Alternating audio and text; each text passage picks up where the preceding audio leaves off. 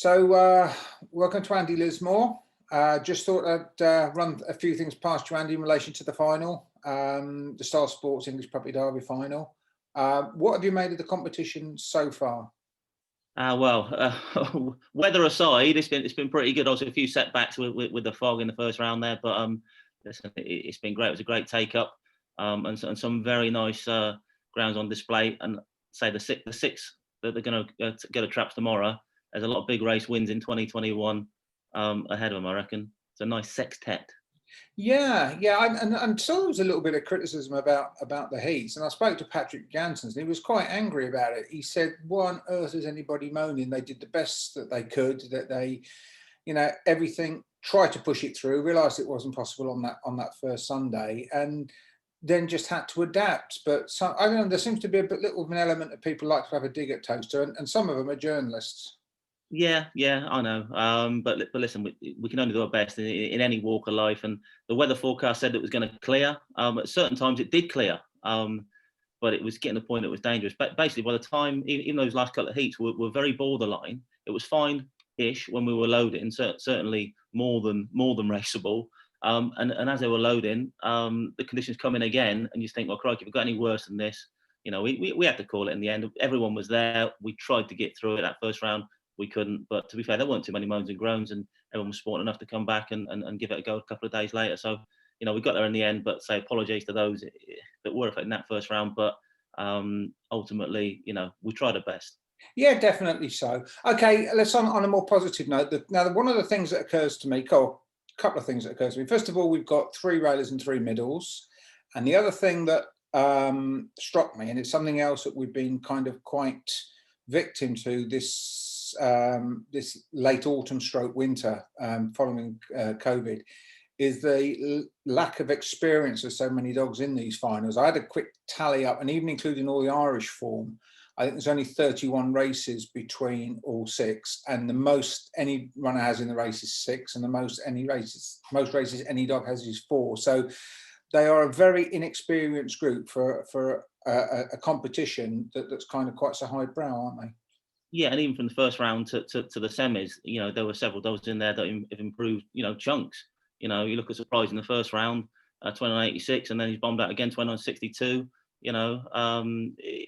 It's all to play for. Listen, how good any of these are going to be over the next year is going to be interesting. And listen, in terms of who's going to win it on the night, they've all got a chance. I don't like to sit on the fence, but ultimately you could make a solid case for all 6 of them. Definitely. So I'm looking at the field. Certainly, the inside pair seem to be the 2 that are sort of the most bereft of any early pace, at least in this kind of company. Would that be right?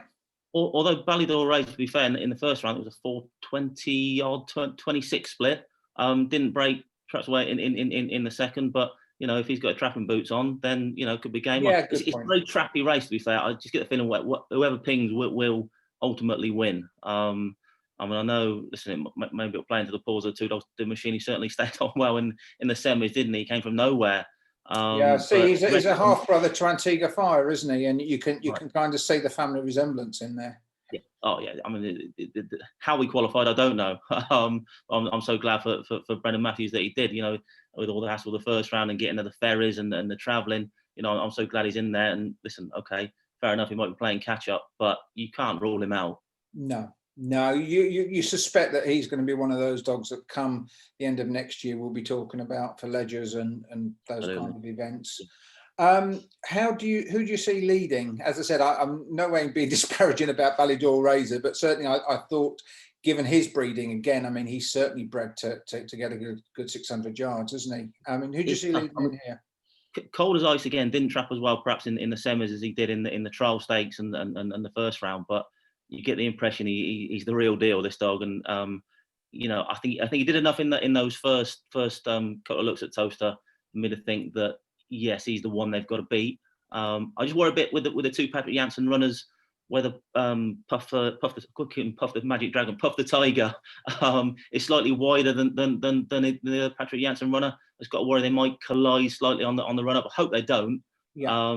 But yeah, listen, I think Cold as Ice, he's the real deal, and perhaps the one they've all got to beat. Yeah, and certainly when I was chatting to Jimmy, I mean, nobody wants to mention Ice on Fire and the comparisons because it's hardly fair to a young dog with what 4 races on his card. But there are definite similarities. They're half brothers. He looks very similar. He's got that devastating early pace, as you say, particularly in the trial stakes. Yeah, that was a He's wow got to be moment. there. I The think. other thing that occurs to me as well, of course, is it's brilliant to have a British bred in there, and Seamus and Teresa, and you know, out of Bannerbain. So surprising, I should say, out of Bannerbain. And that again, I love to see that. It's been a good year for British breeding, I think. Yeah, and Seamus himself, he's got a decent record around Toaster. Obviously, he's won He's plenty won of a big couple races in the around there, past. hasn't One, two, and let's say again, if that one could ping like did in the semis, I know it was a bit of a shock in the semis, but a bit of trouble in behind. But you know, he's won it on merit. You know, nothing would have caught him, I don't think, that day anyway. The way he trapped. So yeah, it is a trappy affair. That's my only one concern. Again, they are a bit novice. A few of them. It is a trappy affair. We just hope for a clean run race. But I think, like I say, whoever's got his trapping boots on could be the victor. All right. Well, for a man who's sitting on the fence, I just get the impression you're going cold as ice. Yeah, yeah. Listen, if you want to poke with a big stick and say make a choice, then yeah, I just like the cut of his jib.